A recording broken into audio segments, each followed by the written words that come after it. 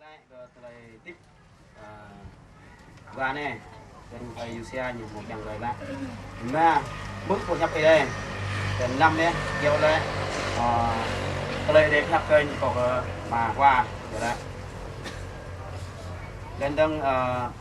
do cổ sang nhập dầu sai nhập la bằng sang nọ ra. Dan dầu đây khoai yang để cho Hallelujah dan dilap đốt Ayusia. Minta dia mamungnya ta atau hampir mang satu tuan lucu lai minta mohra dengan minta pok hampir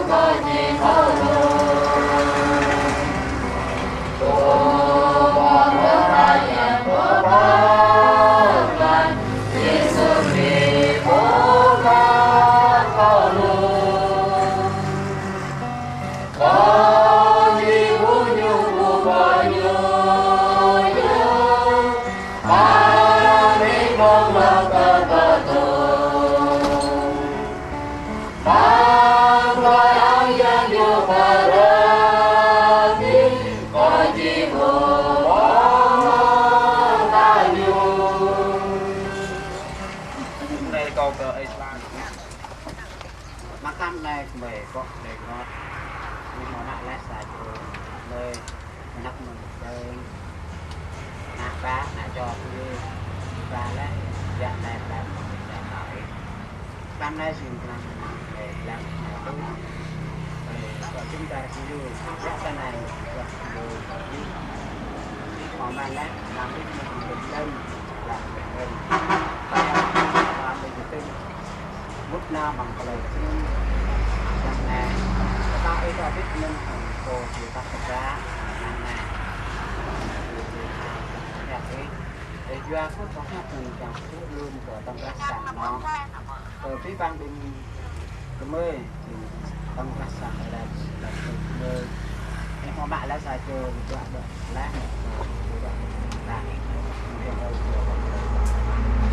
phải ra ơi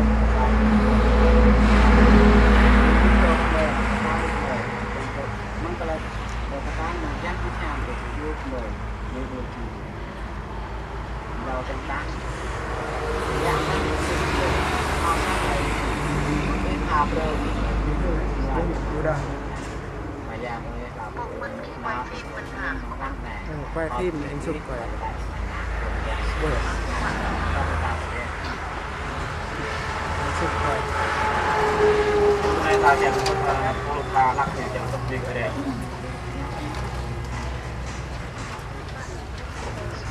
satu tuan tuan